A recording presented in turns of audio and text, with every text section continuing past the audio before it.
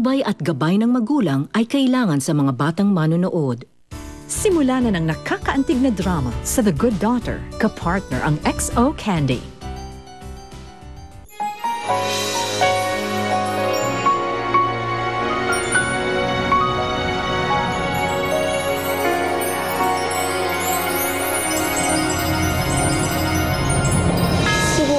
Tatanda ka na. Dahil kung di, kakain ka pala ng putik. Ang sarap ba? Hoy, kayo dalawa! Papatayin niyo ako, no? Mamadaliin niyo ba ang buhay ko? Sa totoo lang po, kayo po hindi rin kayo nakatingin sa daan Ganon! Ako pa ang may kasalanan ngayon. Ganun ba? Ganun ba? Ayoko mawala yung lupa niya sa kanya. Importante sa kanya to. Kung humingi ka na kaya ng tulong sa daddy mo, hindi sa lahat ng problema, si daddy ang magbibigay ng solusyon. Tutulungan ko si Lola sa sarili kong paraan. Baby, dito na tayo. Ito ang plate number ng sasakyan. Bantayan yung mabuti, ha? Bakit Private property na ho sa loob, sir. Bago na ho ang may-ari. Pero dati nakakadaan ako dito Sinabi na nga wala na nga ho, sir Pwede na kayo makalis. Limited offer lang po to. Sinabi naman sa inyo, kayo! Tina, patawarin mo ako. Hindi ko naalaga ang mabuti ang anak natin. Hindi ko siya pinakinggan. Hindi ko na alam kung saan ko siya hanapin. Sana dito ka kasi alam mo gagawin Tulungan mo ako, Tina.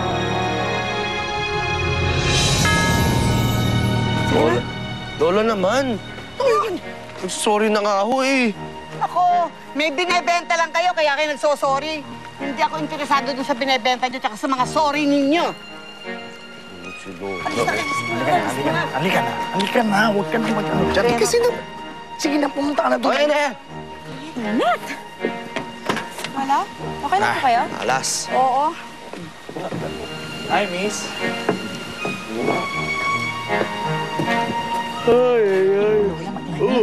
Parang silipin mo yung chick dito. Sandali lang. Sandali lang. Teka lang yung sintas ko. Ako na yan. Pasok mo na muna dito yan. Silipin mo. Wala. Silipin mo na. Ayoko nga. Silipin mo. Wala. Lola na hindi nakikita ko. Alinagin mo lang. Pailalim. Wala naman. Halika na nga. Wala naman Niloko mo naman ako. Mapapagalitan pa tayo ni Lola. Sige ka. Chicks ka pa dyan. Dito tayo para magtrabaho. Ang ganda Ewan ko sa'yo. Tara na. Wala, hayaan niyo na lang yung mga yan. Ganun talaga yung mga taga-sales. Makulit talaga. Talagang makulit. Biro mo yan. Ang tsaka-tsagang magsalita rito. Naiinis na nga ako Wala namang mga tao na rito. Nagsisialisa na. Wala nang mga lupa. Yung lahat ng mga magsasaka, mawawala na rin kami. Aanhin pa natin yung mga binebenta nilang fertilizer na yan. Ano ko? Gusto mo nainis?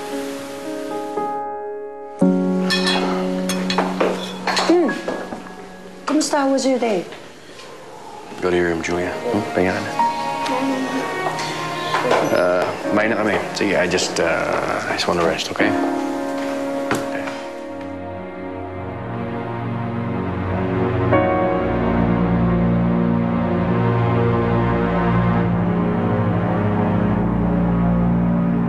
Arnold, gising ka pa?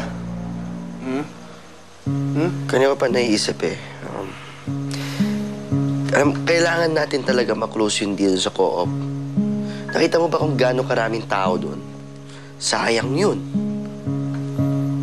Alam mo, pare, broken-hearted ka nga Sabi mo, pati sa pagtulog mo, trabaho mo pa rin yung iniisip mo. Para lang, alam mo yun, para lang makalimutan mo yung ex mo. Pero pare, mali. Pare, hindi trabaho yung makapagpakalimot sa'yo, pare. Maniwala ka sa akin, babae din. Tinan mo ko, pare. Relax na relax. Sarap ng tulog ko. Wala na ako ibang iniisip, kundi lang yung apo ni Lola. Pare, mamaya kasing sungit niya ng lola niya. Good luck na lang sa'yo. Basta ako, wala akong interes sa mga ganyan. Ayos. Tulog ka na. Wala ka palang interes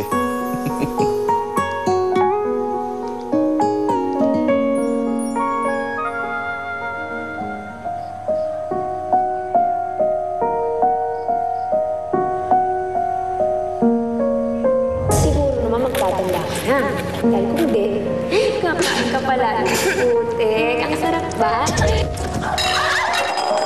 Kung ikaw kaya ang pasukin ko? Ikaw kaya? Sige, ano? Paano kita paniniwalaan? Give me proof.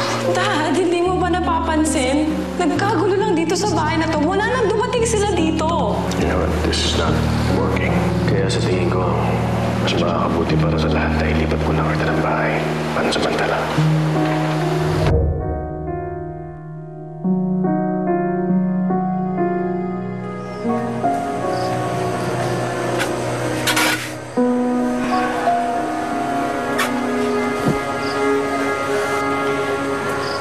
Nung umalis ang nanay mo, ako na lang mag-isa. Pinapagod ko ang sarili ko sa trabaho para pag-uwi ko, matutulog na lang ako. Parang hindi ko na siya iniisip. Parang wala na akong problema. Sana po, Lola, ganun nga yun. Sana ako din, mapagod ako para matutulog na lang ako. Kasi ayoko na silang isipin. Ayoko na silang maalala.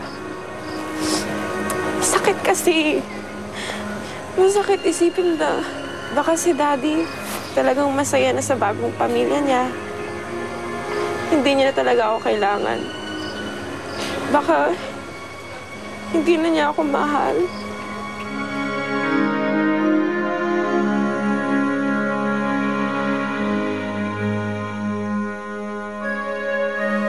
Hindi ko na alam kung saan kita hanapin, Bea. Pero hindi ako titigil. Miss na kita, Bea. Mahal na mahal ka na, Daddy. I'm sorry. I'm so sorry, Bea.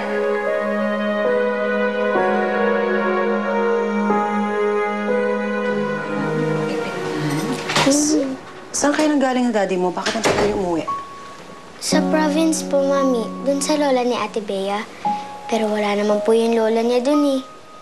Kaya pumunta na lang po kami sa sementeryo. Doon sa mami ni Ate Bea. Yun lang ba? Mami, mabait naman po pala si Ate Bea eh. Sabi po sa akin ni Daddy, sisters daw po kami.